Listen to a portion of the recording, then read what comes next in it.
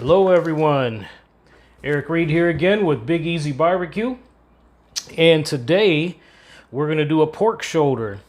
We're going to be doing an injection, and we're going to actually use this roasted garlic herb injection, and then we're going to rub it with a little bit of rub some butt, and then I just like to add some extra pepper, just a little bit more flavoring. And we're going to rub it with some mustard for a binder so the seasoning will stick. And we're going to smoke this thing at 225 until we reach somewhere between 200 and 205. First here, I've taken a pan and I've lined it with foil. And the reason I do that is to make my cleanup easier. Just a lot easier to pull that foil, and then you can just rinse the pan and wipe her down with some paper towel, and you got a clean pan. So I've opened up this butt, and I have taken and patted it dry. So the first thing I'm going to do here is see if I can get this injector to fill up. And we're just going to start injecting here all over the place. And this garlic herb is fantastic. Gives you some great flavoring. In addition to your rub and in addition to the smoke. And the goal here is to get a nice set of bark on there, so you get some good flavoring from that smoker. So you just try to go out of quite a few different spots and see if you can't fill this pretty little piece of meat up with some nice amount of juice. The jury's still out for me on the fact that if this makes the meat any juicier or not, but it does add the flavor. As most of your flavoring when you're cooking a big piece of meat like that's coming from your exterior, and then how deep you can get that smoke ring as well. So I like to do it all over, and then I'm actually going to flip her, and I'm going to do the other side. I'm going to add some more to my cup here.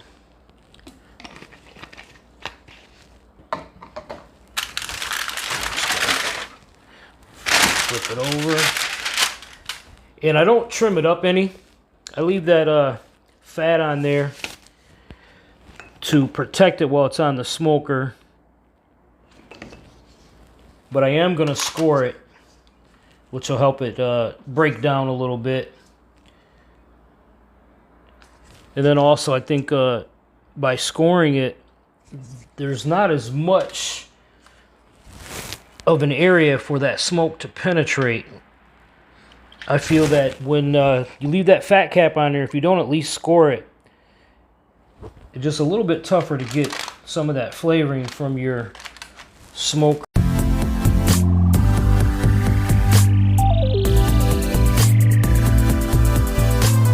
And when I'm smoking, I don't really go by the weight, and then as far as the weight of the meat, and then also by the temperature, like some people say, hey, an hour and a half. I mean, that's a good rule of thumb if you can, if you don't. But I actually like to probe it, for tenderness. I will put a temp gauge in here to keep an eye on my temp, as far as to make sure I don't go too far. But when it comes to the finishing part of it, I just go by the amount of push you have, per se. When you start to push her, you can feel it bounce back, and it's just a nice way to keep track of, because every single piece of meat is going to be a little bit different. But before I start touching everything, I like to put some clean gloves on to start with on all the seasoning side. Make sure we mix up that mustard a little bit so we don't get that little squirt of the liquid. And I like to leave it with the fat side up to start with. So then once I put it back on the pan or tray, whatever you're using, or a cutting board, the fat side is down. So then once I take it out, I'm just actually just lifting instead of spinning or rotating anymore. I'm just lifting and then putting it right directly inside the smoker. So we're gonna do this and get this bad boy done here. I really don't season the fat side too much because, again, a lot of that's gonna render, but also you're gonna be taking a lot of that fat off at the end, you know, unless you really like having that fat to chew on and eat. I don't really like all that fat.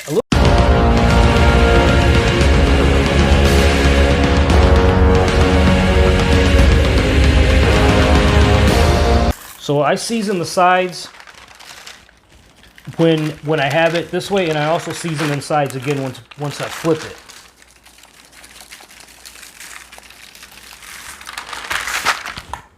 Now this Rub Some Butt has a lot of, I want to say it smells vinegary, and it gives it a little bit of a vinegary taste. Now this side I will season up pretty heavy. Don't be afraid to put a lot on there. I mean a lot, because it's a big piece of meat, and your flavoring, once you start to pull this apart, this is going to hopefully shred up in there nicely and give you a nice amount of flavoring. So you're going to get these sides. It's a nice size butt here.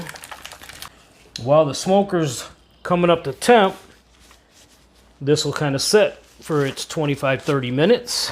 So the sauce that I like to use is the Chili's Gold barbecue sauce, and it's a Southern Carolina mustard base. Absolutely delicious with pulled pork. So the pit is starting to come up to temperature. We'll be taking this butt out there shortly and get her on. So we're outside here. We're in Michigan. What a beautiful day today. We got a 80-degree day here. And my pit is right about the temperature I need it to be. 225 to 240 is usually where I float it. And I'm getting ready to put this butt on the grate here and get her smoking. So again, I put her on there fat side down after scoring that fat cap to help it render a little faster, and I think it also helps some of that smoke penetrate a little bit as well. So we're going to leave this on here probably 3 hours before I do any spritzing. When we get to that 3-hour mark, we'll come out and check that, see if we're starting to develop any bark and if she's ready to get spritzed. All right, so here we are. We're about 3 hours into this cook. I'm gonna open her up and see if we're ready to start spritzing.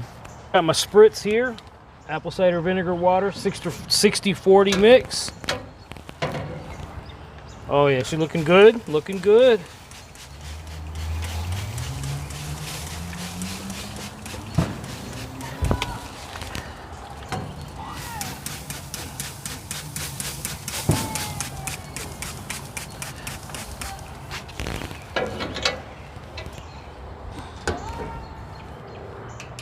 Holding a steady temperature. And again, we are using apple wood. We start that with a charcoal base, get a chimney started, and then I do splits, which I'll be showing you how I split my wood on another video, just so you can see the size of splits that I use for this particular unit. And this is the Old Country Over Under barbecue pit. So we pulled it off the smoker when internal temperature reached 207, and I can tell that the bone is starting to pull out. This actually, I cooked this unwrapped. I did not wrap this, so this was just straight on the smoker, and this ended up being a 14-hour cook. So let's see what we got here. Let's get this bone out of there. Pretty clean, nice and clean. We got some nice bark here. A little bit of smoke ring. Get a little bit of this internal fat out of the way. Not good. Awful juicy in there.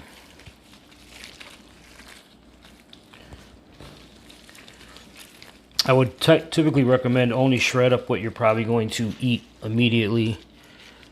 But we are This will be gone within a day, so I'm going to kind of shred it up. Also, I let this rest for about 2 hours after pulling it off. Look at that. Ooh, she's hot still.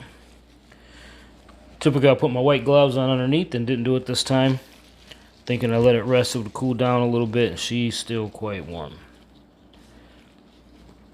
So I'm going to give her a shot here.